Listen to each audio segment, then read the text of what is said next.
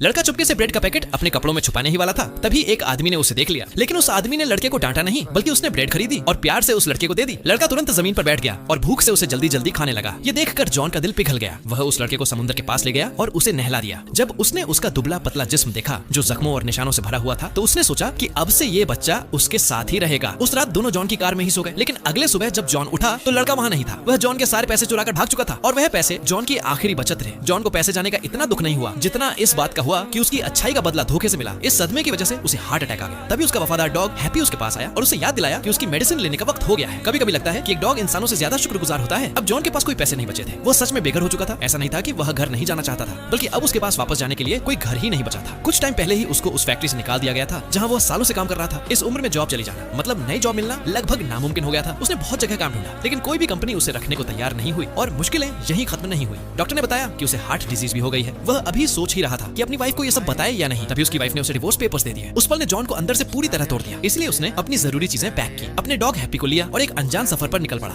जब लड़का उसके पैसे चुराकर भाग गया था, तब जॉन एक पुरानी चीजों की दुकान पर गया। वह अपनी कुछ प्यारी पुरानी चीजें बेचकर थोड़े पैसे कमाना चाहता था, लेकिन शॉपकीपर ने उन चीजों को देखकर पोलाइटली मना कर दिया। निराश होकर जॉन वापस अपनी कार में आया। तब उसने देखा कि हैप्पी एक कोने में दर्द से सिकुड़ कर पड़ा है। जॉन तुरंत उसे पेट हॉस्पिटल ले गया। ट्रीटमेंट के बाद हैप्पी की जान बच गई, लेकिन हॉस्पिटल का बिल बहुत ज्यादा था और जॉन बिल्कुल मजबूर हो गया। इसलिए वह फिर से उस शॉपकीपर के पास गया और रिक्वेस्ट की कि वह उसकी चीजें ले ले। इस बार शॉपकीपर मान गया। शॉपकीपर ने जितने पैसे दिए उनसे हॉस्पिटल का बिल भी भर गया और सफर के लिए थोड़े पैसे भी बच गए। शॉपकीपर को अलविदा कहकर जॉन और हैप्पी फिर से सफर पर निकल गए। रास्ते में वह एक छोटे से कैफे के पास से गुजरा। उसने अपने आखिरी पैसे से हैप्पी के लिए थोड़ा खाना खरीदा। बातें करते करते उसे पता चला कि कैफे का ओनर भी डॉग से बहुत प्यार करता है। इसलिए जॉन ने सोचा कि शायद हैप्पी को वहीं छोड़ देना ही बेहतर होगा। अब वह उसका ख्याल रखने के लायक नहीं रहा था। हैप्पी के लिए यह एक अच्छा घर हो सकता था। अब उसे जॉन के साथ भूखा और सड़कों पर भटकना नहीं पड़ेगा। जॉन ने डॉग हाउस पर हैप्पी का नाम लिखा, मुस्कुराकर उसे अलविदा कहा। फिर उसने हैप्पी की लीश कैफे ओनर को दे दी और बिना पीछे देखे वहां से चल दिया। लेकिन जैसे ही जॉन ने कार स्टार्ट की, हैप्पी अचानक जोर जोर से भौंकने लगा। जॉन ने कमांड देकर उसे चुप कराने की कोशिश की, लेकिन जो हैप्पी हमेशा उसकी बात मानता था, आज बिल्कुल चुप नहीं हुआ। वह रस्सी तोड़ने की पूरी कोशिश कर रहा था। बस जॉन के पास वापस आना चाहता था। यह देखकर जॉन की आंखों से आंसू निकल पड़े। आखिर में वह हैप्पी को छोड़ नहीं पाया और उसे फिर से अपने साथ ले गया। लेकिन अब उसके पास बिल्कुल पैसे नहीं बचे थे। कार का पेट्रोल भी खत्म हो चुका था। वह हैप्पी को साथ लेकर खाना ढूंढने निकल पड़ा। जो कुछ मिलता उसी से पेट भरने की कोशिश करता। जल्द ही सर्दी का मौसम आ गया। भूख और ठंड दोनों उसे सताने लगे। उसकी बीमारी भी दिन बाद दिन बढ़ती जा रही थी। उसे लगने लगा कि शायद उसकी जिंदगी का आखिरी वक्त आ गया है। उसने कार का दरवाजा खोला ताकि हैप्पी वहां से चला जाए और अपनी जिंदगी जी सके। लेकिन तब उसकी नजर सीट के नीचे रखे खाने के ढेर पर पड़ी। यह सब हैप्पी उसके लिए लाता था। वह हर दिन बाहर जाता, कचरे के डब्बों में से बचा हुआ खाना ढूंढता, खुद थोड़ा खाता, लेकिन सबसे अच्छा हिस्सा जॉन के लिए वापस ले आता। लेकिन अब जॉन में खाने की भी ताकत नहीं बची थी। अपनी आखिरी सांस तक उसने हैप्पी को प्यार से देखा और उसका शुक्रिया अदा किया। अगर अगला जन्म हुआ तो वह उम्मीद करता है कि फिर से हैप्पी से मिले।